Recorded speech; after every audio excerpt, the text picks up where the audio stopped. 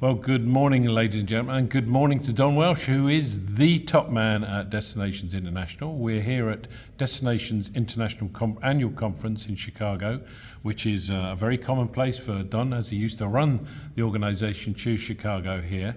So good morning, Don. Graham, great seeing you. Thank you for taking the time to visit. Excellent.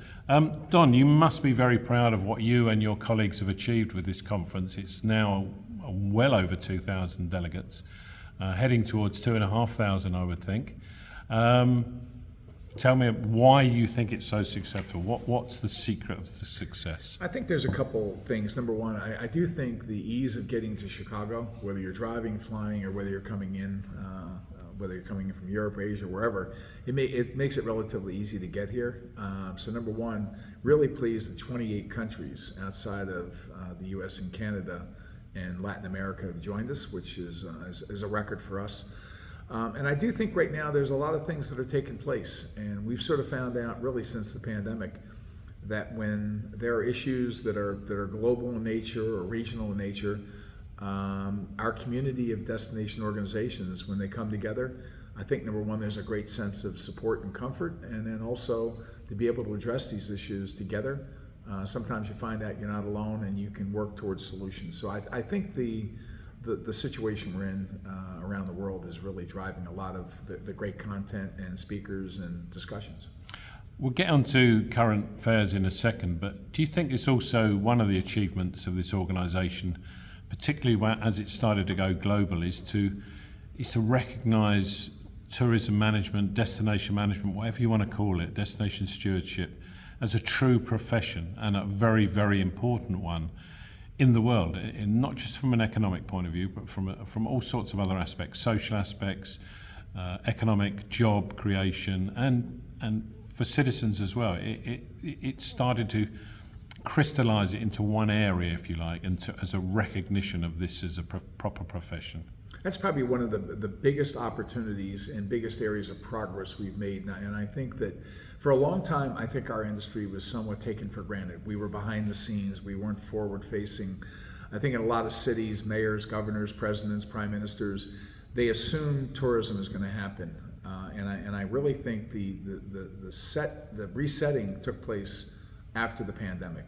And I think during the pandemic, when literally destinations that may have been concerned about over-tourism, oversubscribing of visitors to a destination, when it went to zero in many cases, and then the rebuild, and I think there was an appreciation for the organization behind the rebuilding.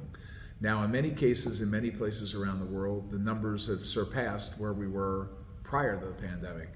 But I do think this is going to be a continued opportunity for the industries worldwide to always talk about their relevance and the essential role they play in a community.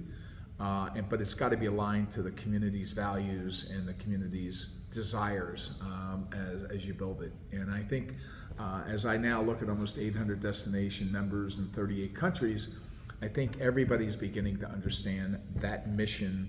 It's mission critical that they begin adopting their understanding of a civic role and community role much more than just a marketing organization.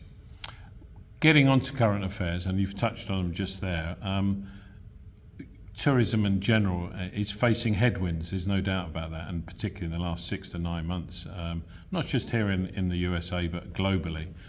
From the point of view of funding, from the point of view of over-tourism, travel is often seen as a contributor to climate change because of the amount of air travel. Do you see this as an opportunity, if you like? So often when you're given an argument, you can actually get involved in the discussion and show the value of it, the value of tourism and travel from a society point of view. Yeah, I've been saying that I think for really during the pandemic and even coming out of it, I think travel is at the core of human DNA. I do think right now that when we travel and we get outside of our region, you start exploring different cultures, you begin exposing yourself to things that may be brand new to you. I think travel puts us to some degree a little bit out of our comfort zone. And when I think we're out of our comfort zones, we start learning and we start understanding that we're all part of this big ecosystem of being a global citizen. You can't do that online, you can't do that in your backyard. And that's why I do think right now that, yeah, we may see a little bit of a lull, but here's the interesting statistics we're seeing this summer. People, they may not be traveling the long haul, and they may be saying, you know what, I had intended to maybe come to Toronto or New York or whatever this year. I may wait until next year, but that's not precluding them from traveling maybe a little bit closer to home. So we're seeing within Europe incredible numbers. We're seeing within the US, Canada, but it may be a little bit more regionalized this year. But people are not stopping their traveling. They may be changing their long haul, or maybe that dream trip they postponed, that maybe for a year or so, and it will be back. So. And historically, and even today, do you think that we as an industry, and I include myself and this publication in that we do a good job of explaining how important tourism is?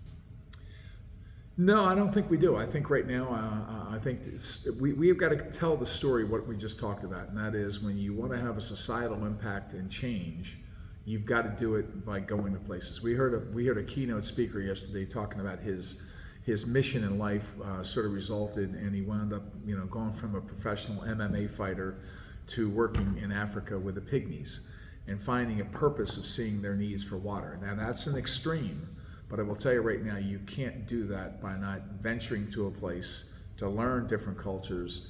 And I do think right now that the more we understand this world, understanding now, you got airplanes now, they can almost go around the world, at least one stop now. So the excuse that you can't go to a place because of distance, the airline industry is making sure that somehow this world is getting a little bit smaller from a travel standpoint and more opportunities. So I'm optimistic as to where we are. I realize there's some major issues, financial, wars, a lot of geopolitical issues taking place around the world, but it's not stopping people traveling this summer. And I'm getting, I guess, through the end of the year, and hopefully we'll get back into the more longer haul planning of trips next year. Good. Well, I wish you the very best of luck in your endeavours and all your colleagues within DI. No, thank you. We appreciate you. Thanks, Grant. Cheers.